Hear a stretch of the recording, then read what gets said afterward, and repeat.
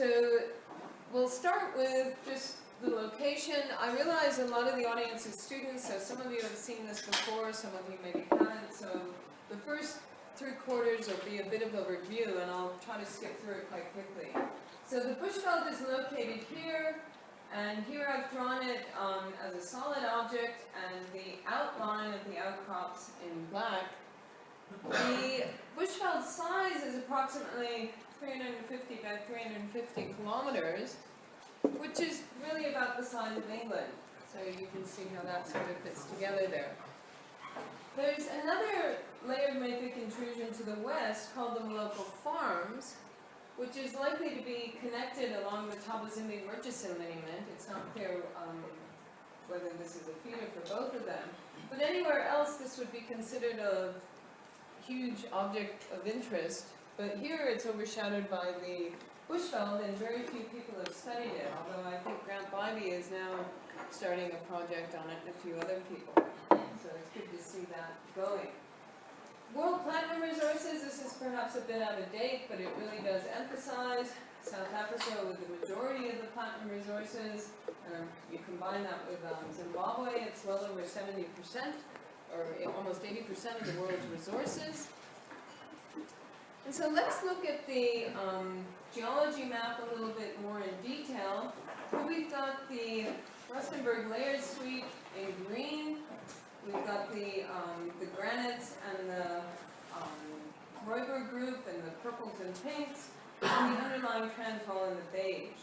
I want to point out the location of some of the publicly available seismic lines. There's the 2 lines over the far western lobe, the seismic line up here, another one over here that was published by Jeff Campbell, and the 2 seismic lines that were part of the National Geophysical Study, one up here in the northeast and one down here in the south. So these are just some factoids. As I mentioned before, the outcrop extending 350 by 350 approximately. Largest layered intrusion in the world, or layered mafic intrusion in the world that we know of. The thickness from 7 to 9 kilometers. The age. The mineralized layers, which is where most of the research takes place. I don't know how many papers yet have been published on the Marinsky, the UG2, and the Platte Reef, but certainly far more than have been published on the overall size and shape of the Bushveld, which is what we'll be considering. And then, of course, many other resources are also mined in the Bushveld. So from a geophysical perspective, what's important about the stratigraphy? Well, our main interest, one of the big markers, are the magnetite layers in the upper zone. These magnetite layers obviously give us a very strong magnetic signature that we can use to map out the location of the upper zone. And then the whole of the Bushveld complex, on average, has a significantly higher density than crustal average. So if our crust is granitic, the average density of the Bushveld will be higher than that. So those are the 2 main criteria that we're going to be using in our geophysical study. And this comment by Lou really struck me when we started one of our projects, was what tectonic or magmatic events led to the production of more than 1 million cubic kilometers of basaltic magma 2 billion years ago? And I'd say we still don't know the answer to that question. So my objectives have been to define what is the 3D geometry of the Bushveld complex. And some other objectives we've tackled in our research group is there a discrepancy, for example, between the age data and the paleomagnetic data. That was a lot of work that Sean Letts completed. And what is the relationship between the cooling of the Bushveld and the magnetic reversals? And those are some other studies that we've completed, but I'll be concentrating on the 3D geometry in this talk. So what are the geophysical studies? Well, that we're going to include here. The first is physical properties. We actually need some physical property data in order to do our modeling. We'll look at some gravity modeling, magnetic modeling, magnetotellurics. We've done some paleomagnetic work, cooling work. There's also teleseismic data that will be incorporated into the 3D modeling, and obviously the reflection seismic. And this is one of my favorite pictures by Ginny and Cole. So where are we going to get this physical property data? Well, when we started this project in the 90s, there wasn't a lot of physical property data published on the Bushveld. In spite of its huge size and extent, there was quite a bit of data in the companies, but not so much published in the public literature. And so we were lucky to be able to access this deep borehole. This is a drill rig from the Petersburg, or the Northern Lobe, drilling the Bellevue borehole. And that's located over here, and we were able to access this borehole and get some of the physical properties from it. So to see where this borehole is located, it's located in the Northern Lobe. Here's the Northern Lobe, and here's the location of the borehole. And it goes through the entire upper zone and partway into the main zone. And if you project it up to surface, you'll see that a companion borehole drilled by Anglo-American Lord Copy continues the sequence, but there still is a bit of a gap in the stratigraphy between these two. And we hope to be able to fill that in as part of our ICDP project that we have proposed, and we're working on the final proposal for that. So what does 3 kilometers of core look like? Well, this is just the first portion of it.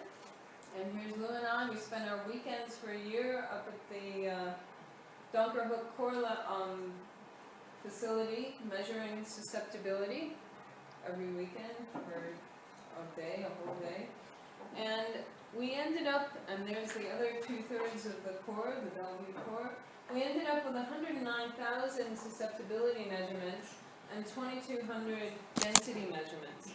Now, Edgar had told me at the time, because he gave us a pile of books, and in these books were all the numbers that they had written down, because they had acquired most of the susceptibility data already, but they hadn't been transferred to computer yet. So Lou would spend the evenings transcribing these data, and we got incredibly good matches where we measured sections of the core over again to make sure that nothing had gone wrong in the transcription. So this is now a digital database, and it is available. So these are some of the first physical properties that came out that were publicly available for modeling. And so what does the data look like? Well, here's the susceptibility data, and here's the density data. I'm particularly interested in the density data because we were using that for the gravity modeling. And one of the things we noticed, which I think Ben Hayes is going to pick up on and work on some more, are these density increases upwards over and over in the main zone of the core.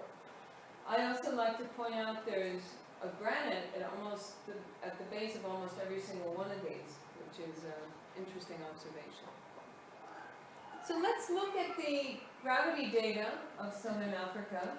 I just wanted to point out where the Bushveld Complex is in the gravity data. We can see the Northern Lobe up here. We can see the Eastern Lobe, the covered Bethel Lobe, which is covered by Peru, and then the Western Lobe and the far Western Lobe.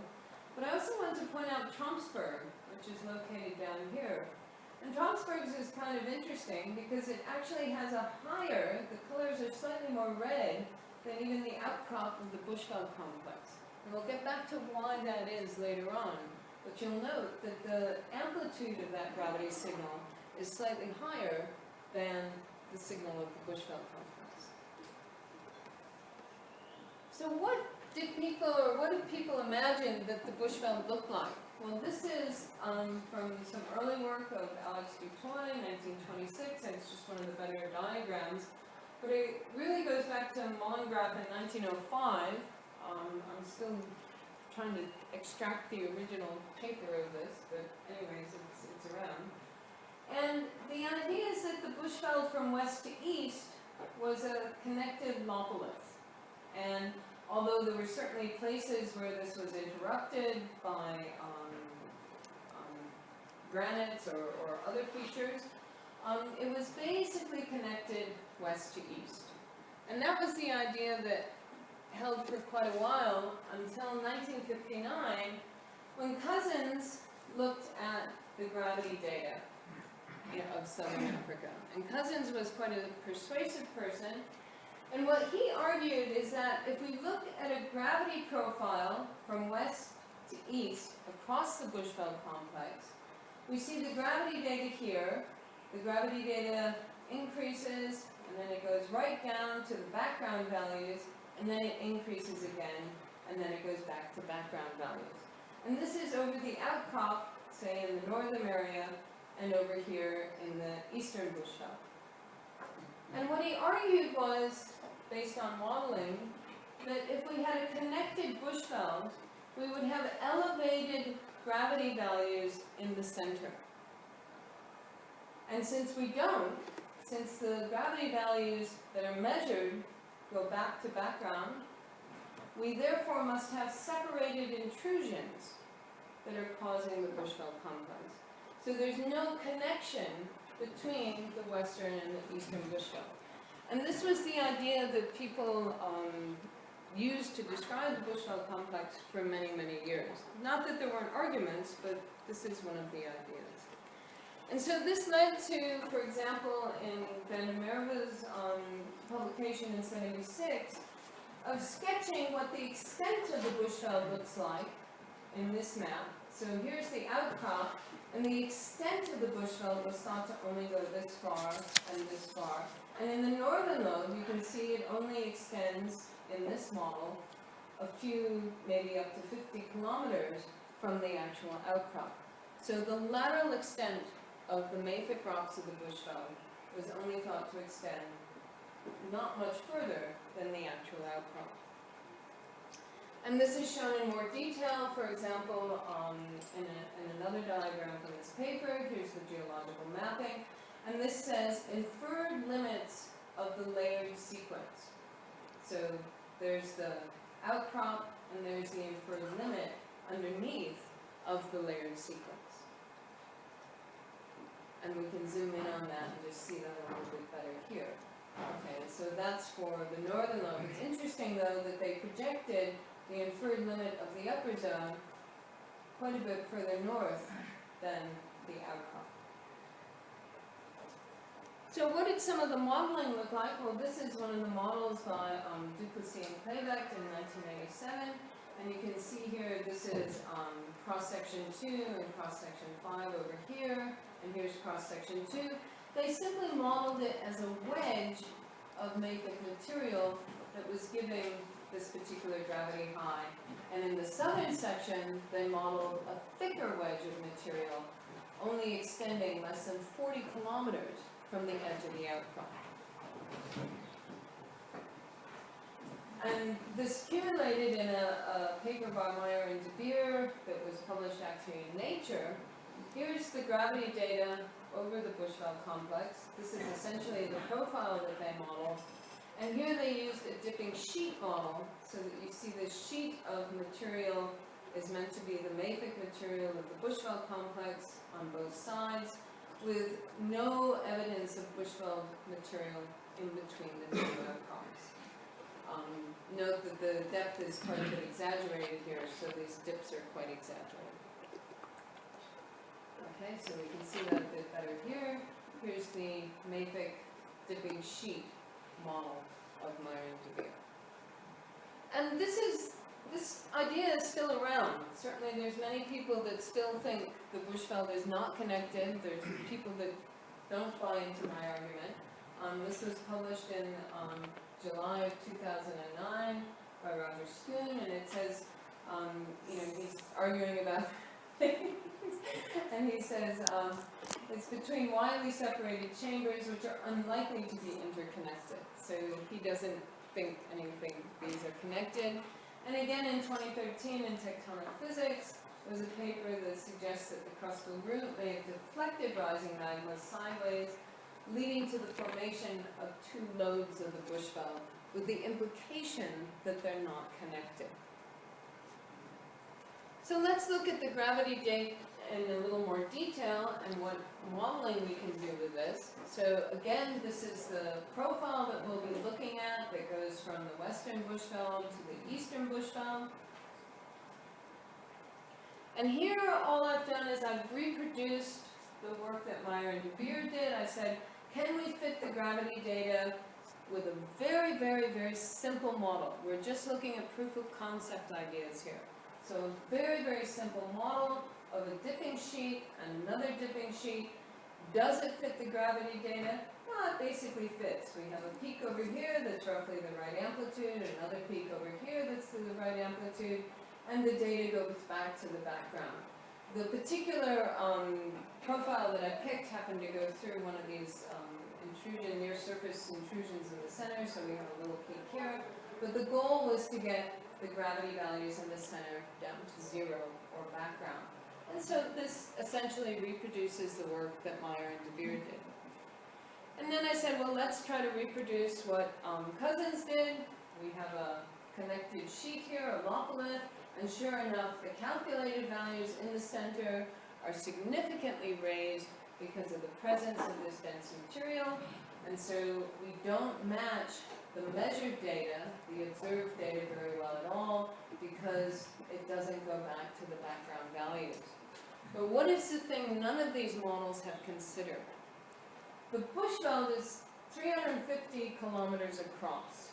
That is an enormous load of material in the crust.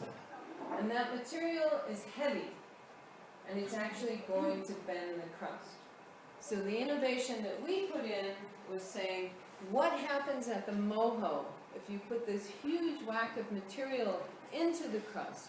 It's adding a load to the crust, and the crust is going to bend.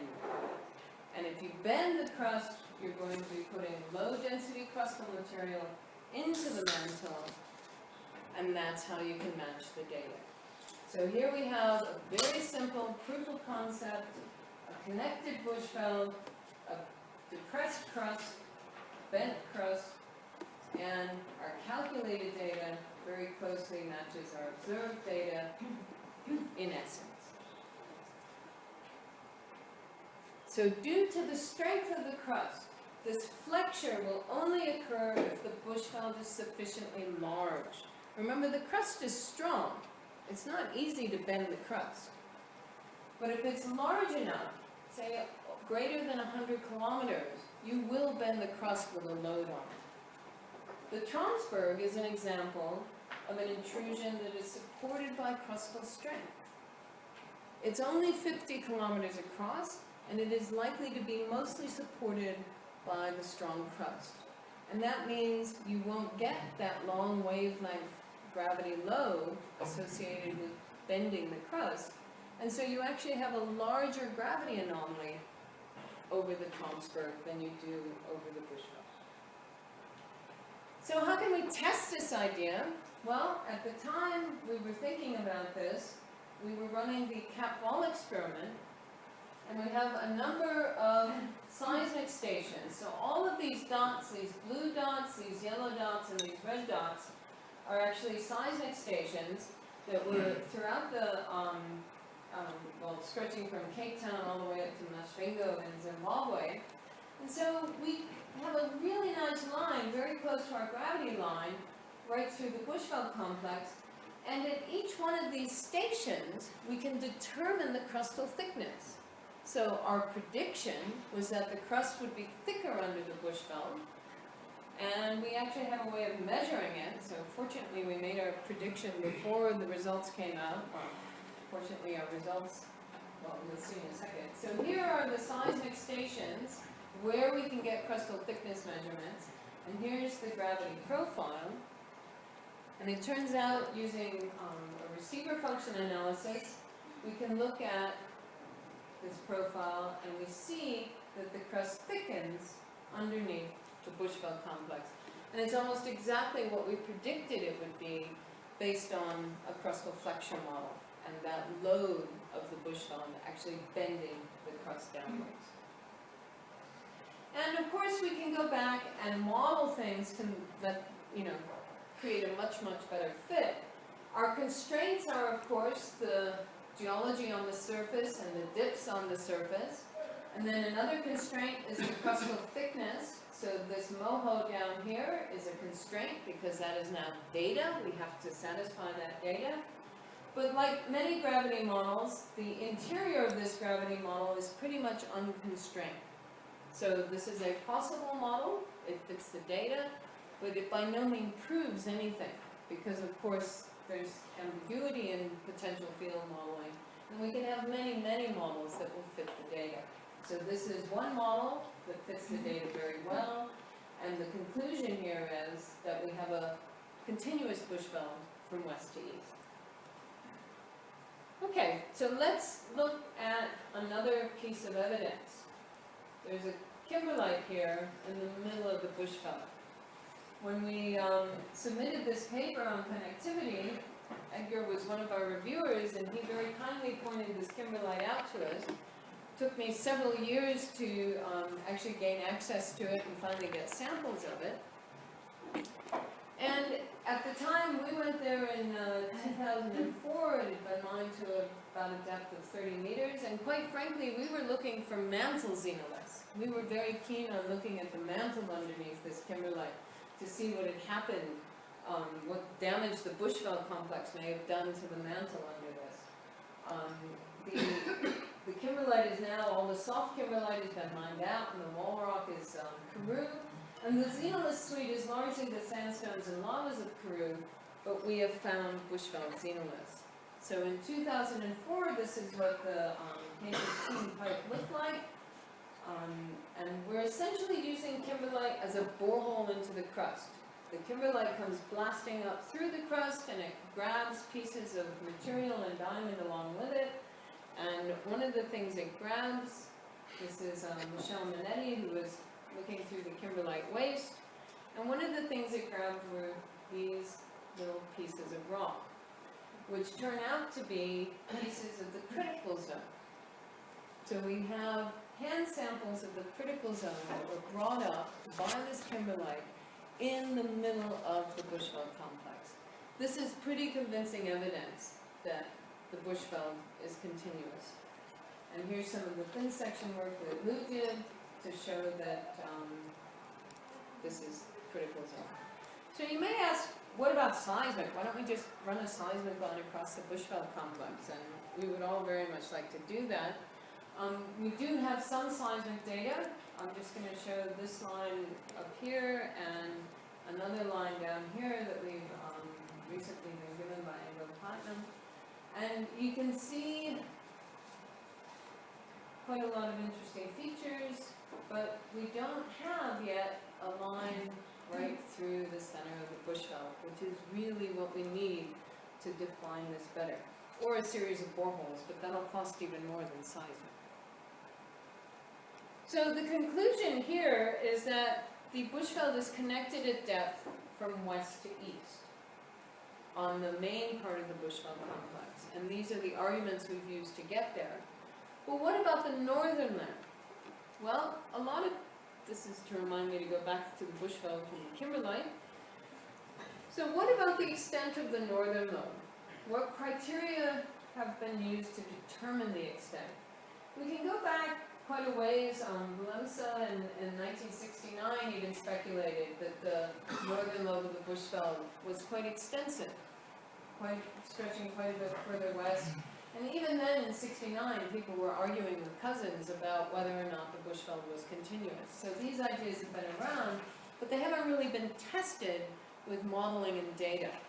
So this would be Cousins' model at about the same time in '59. He suggested this. And then people have argued also about where the feeders are located and how extensive things are. And there's many, many, many of these different models out there. So just to remind you again of what the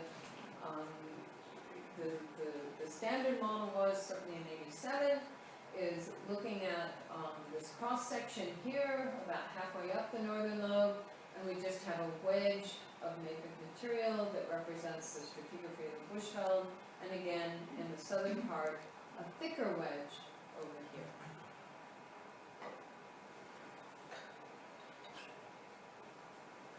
So now if we look at the gravity data over the Bushveld Complex, we can zoom in now on the Northern Lobe itself. And we actually see this ridge over here on the western edge of that. And that's going to become quite important when we look at our modeling. So one of the suggestions is that the TML has been a feeder for the Bushveld. That's something our modeling would support. And this is the magnetic anomaly. And I haven't had time to go through all the paleomag results that we've done, but we've done quite a bit of magnetic and paleomagnetic modeling or studies. And it's just always amazing to me how you can have layers of magnetite. And I think the main magnetite layer in places is up to 6 meters thick. Okay, and this is something we're actually looking at in even more detail with, we want to look at a demagnetization effect that occurs when you have really, really high susceptibilities. That hasn't been really studied in the Bushveld Complex or in the Wits Basin, where again, with the banded iron formations, we have very, very high susceptibilities. So the Bushveld Complex upper zone produces high magnetic anomalies, which we see, and lows due to normal and reverse magnetization.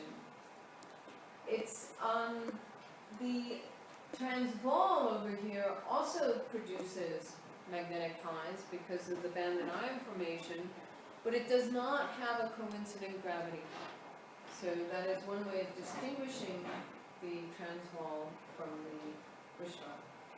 So in the geophysical modeling, for geophysical modeling, we've used Bushveld xenoliths, drilling and correlation of the western and eastern limb layering to indicate that the Bushveld is continuous between the main and the Bethel lobes. So we think the extent here is continuous. That was work done earlier by Janine Paul. We've just gone through all the arguments for the western and eastern Bushveld, and now we're looking at the northern one. So this is a more detailed geological map, and you can see the problem with trying to figure this out from geology alone is that it has extensive cover of the Waterberg supergroup, so there's very little outcrop to convince you of whether or not the Bushveld is there in the center or even outcropping over here on the edges. And this is the topography in the area. I don't want to spend too much time on this, but this is kind of the standard model of what the stratigraphy looks like in the Northern Lobe where the on-maps are. And so if we look at the Bouguer gravity and the magnetic maps, the big question we want to answer is, do Bushveld rocks lie under this central portion where we have outcrop here and outcrop here in the Villanora? So the Bushveld layered rocks have coincident gravity and magnetic highs or lows if reversed. So we see here we have the magnetic low up here with the Villanora low.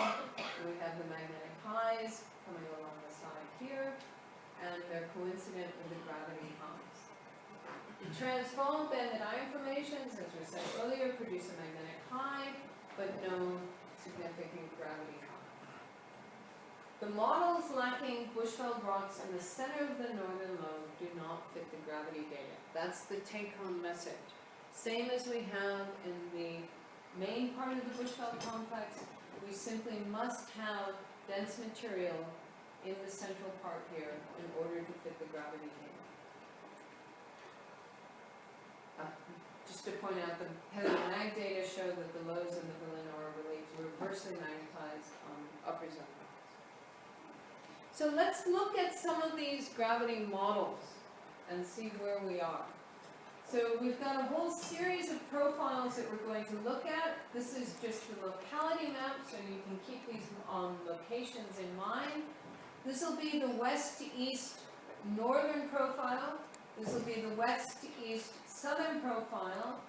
This will be the south to north southern profile, the south to north central profile, and the northwest to southeast profile in the far northeastern part of the Northern Lobe. And what we've got here are the, essentially the crustal thicknesses as determined by the seismic stations that were here as part of the Cap-Ball project. So of course the grid of these data is quite coarse, but we see that the crustal thickness is quite a bit larger in the central part of the Northern Lobe. And that's crucial to having dense material, because the crust is quite a bit thicker in the central part. And there's been a number of people that have looked at the Cap-Ball data. We've got quite a number of studies that have been done. This is just looking at 2 of these models that have been done, trying to figure out what the crustal thickness is. And all of them, it's a consistent result that the crust is thicker both in the Northern Lobe and in the main part of the Bushveld. I just want to point out a few other positions here. These white triangles marching across the Bushveld are the magnetotelluric sites that were collected during the SAMTEX project, the Southern African Magnetotellurics project, and David Koza was involved with that, and in fact he did quite a bit of that work. And then there was another line across here of magnetotelluric stations. These are the long period magnetotelluric stations up here in the far northeast. And this is actually a very, very important data set, and we'll have a look at that just now. So that should give you, the MT and the seismic, that should give you everything. Okay, so just reminding you where we're looking, this is the northern west to east, and that's the southern west to east. So the northern west to east model and the southern west to east model. And on the northern model, we can see that the mafic rocks of the Bushveld Complex, they're in green. They extend right from the eastern side where they outcrop, right the way across to the western side. And this has now had the gravitational effect of the moho has been modeled out of here. So instead of removing the regional, what we've done is we've modeled the effect of the moho and subtracted it. So we've accounted for it, so that what remains is just the crust. And again, over here, the same idea, except we end up with this very, very thick feature here, which we think is related to a feeder zone. This comes out very, very close to Mokopane and just north of the TML. This is now the north-central, so these are north-south profiles. This is the one in the center part of the Northern Lobe, and it goes from south to north, or this is south to north, and we start, I'm on. This is, yeah, this is south, this is, yeah, sorry about that. Okay, and we can see again that we are reporting thick Bushveld rocks along the whole length of that, and this is the one right up in the northeast, going across the far northeast portion. And again, we have quite a bit of Bushveld material required for the model. And finally, this is that last line that crosses down here across the TML. So here's the TML, and we're going from south to north. So the southern part is in the main Bushveld complex, and the northern part is in the Northern Lobe, and this is a little bit thinner than in the main part. And then this is the electrical, the magnetotelluric data across this whole of the Northern Lobe. So we've got quite a number of stations. You can see here the locations of the stations. And this has been interpreted that the Rustenburg layered suite is quite a bit more resistive, and the more conductive portions are likely to be transwall. And we really can't say exactly what's going on here, but the suggestion is that the transwall underlies a large portion of the northern lobe, perhaps more than we first suspected. So this is some evidence, perhaps, for transwall material under a large part of the Rustenburg layered suite. And finally, this is this line up here, going across. This is from the northwest to the southeast on the northern lobe, just this position up here, and these are the longer period stations. And again, we see a little bit of the Rustenburg layered suite, likely to be interspersed with some transwall material.